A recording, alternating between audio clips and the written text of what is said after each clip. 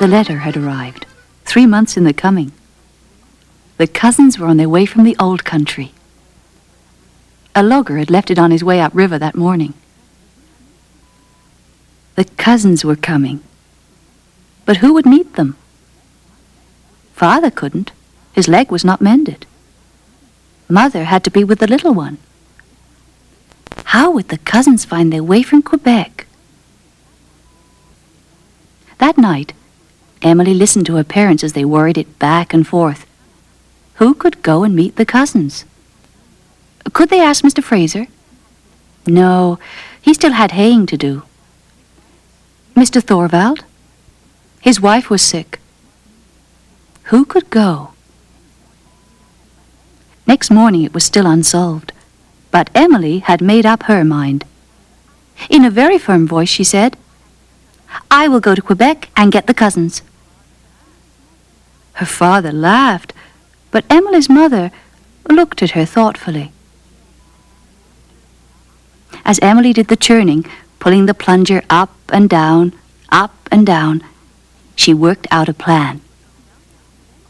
She would go down the river to Ottawa, then to Smith Falls, Prescott, Montreal, and on to Quebec. She knew she could do it. Next day, in the early morning dark, she crept from the loft.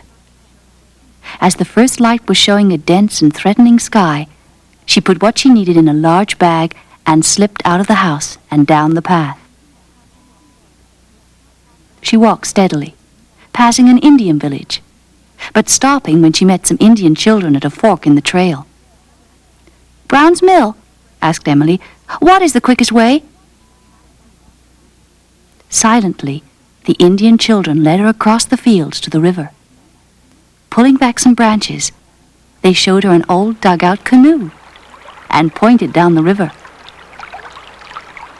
For 3 hours she paddled, helped by the swift current, passing small, lonely islands, watching the birds sail before the rising wind. The river narrowed, and she saw Brown's Mill ahead. The water raced by her. The wind quickened. Suddenly, a crosswind caught the canoe and blew it towards the mill race. Emilie struggled to turn the boat, but the wind was too strong. Hanging onto her bag, she slid into the water and let the current carry her through the rapids into the mill pond. She climbed out, wet and cold. She made her way into the barn, huddling close to the cows for warmth. How would she get to the Andersons before dark? Suddenly, she heard horses coming up the road. Mr. Brown and his son. They left the horses tethered and went into the mill. Leaving a note for the Browns, Emilie untied one of the horses and started down the road. Shadows lengthened, the windy sky darkened, and Emilie wondered how far she still had to go. Her head dropped forward, almost asleep, when a whinny from the horse startled her, and she looked up to see a light shining through the trees. Wrapped in warm blankets and plied with food, she told her story to the Andersons. "You must go back," said Mrs. Anderson, fussing over Emilie and making disapproving noises. But Mr. Anderson shook his head slowly. "She can make it, I'm sure she can. I have to take a load of vegetables to Ottawa. She can go that far with me."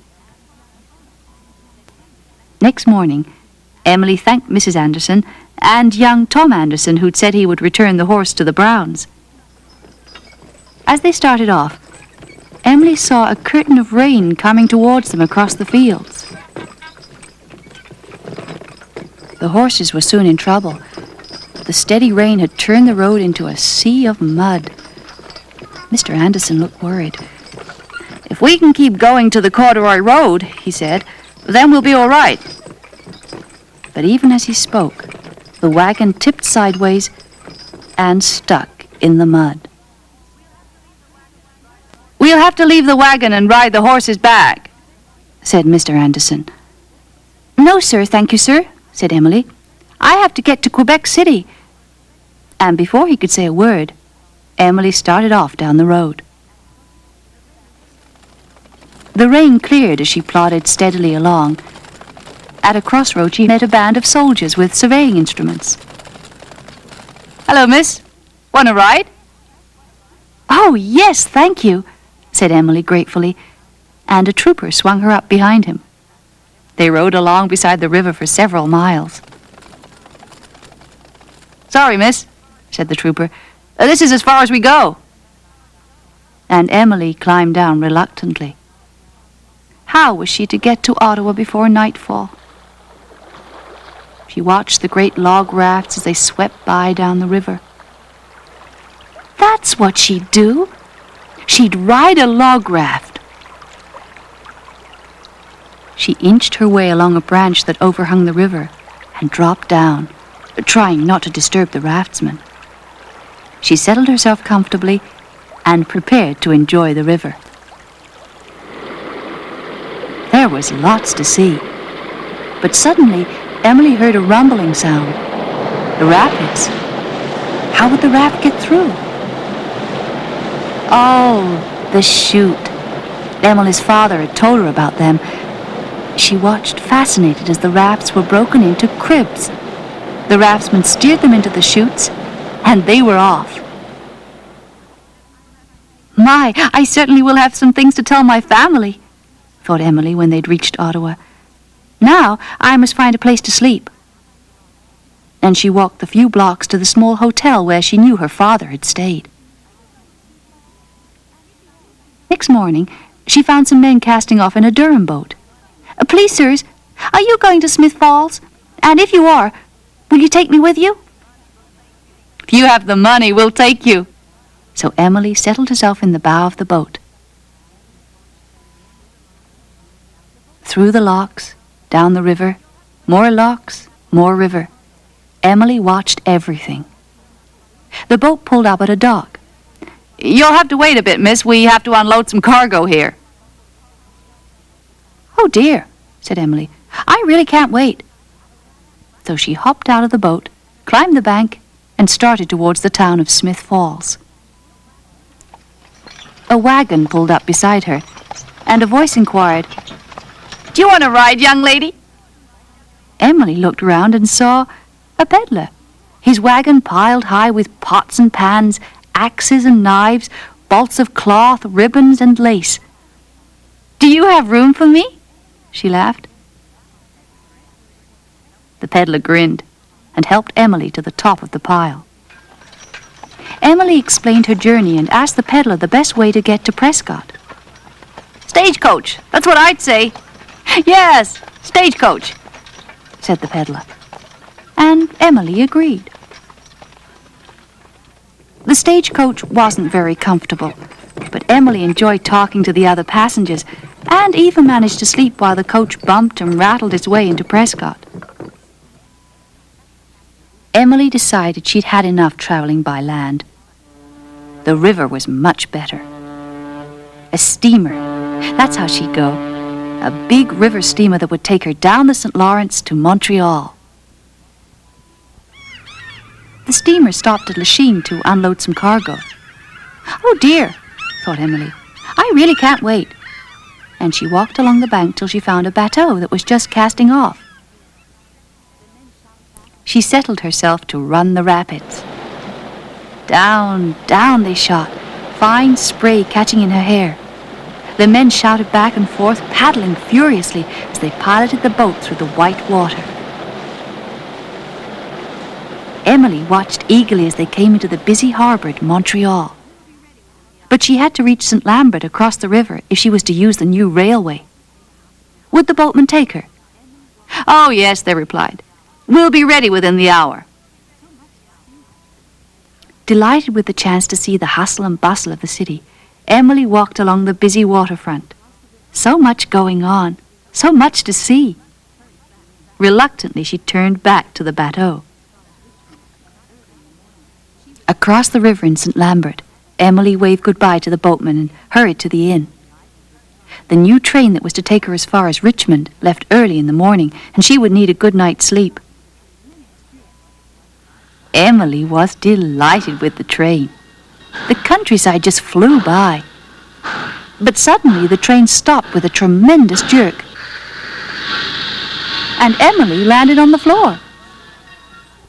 "It's all right," called the trainman. "Just cows on the track." Emilie laughed to herself. How funny that the train could be stopped by some silly cows. The train only went as far as Richmond. "What now?" thought Emilie as she walked along the main street. Suddenly a calèche swerved round the corner and Emilie jumped back, sprawling in the mud. The calèche stopped, and a friendly-looking woman hurried to Emilie. "Oh, mon petit, you are all right?" Talking all the while, Madame Tremblay brushed Emilie off, and when she'd heard the story of her journey, she insisted that Emilie come home with her to Victoriaville to spend the night. The next morning in the Tremblay farmhouse, Madame Tremblay thought about the problem of getting Emilie to Quebec. "Ah, je sais. Today my brother drives a wagon to de Chaillon to be picked up by my cousin's ship and delivered to Quebec. You must go with the wool." And so it was settled. Emilie travelled with the wool and Madame Tremblay's brother to the coast, and looked with excitement at the cousin's sailing vessel that would carry her to the end of her journey. In Quebec, she thanked Madame Tremblay's cousin and set out to find her own. Rue Couillard was where they said they'd be. She walked quickly along the streets, looking for the house with the red door. Here it was! She knocked on the door, her heart beating fast. Would her cousins be here? Had they really arrived? A tall, slender girl answered the door, a younger boy beside her. Emilie started to introduce herself when the girl let out a little shriek. "Oh, Emilie! I am your cousin Anna, and this is Peter." Emilie smiled, and as she hugged the cousin, she thought, "I've done it. I've finished my journey. Now there's nothing more to do but find our way back."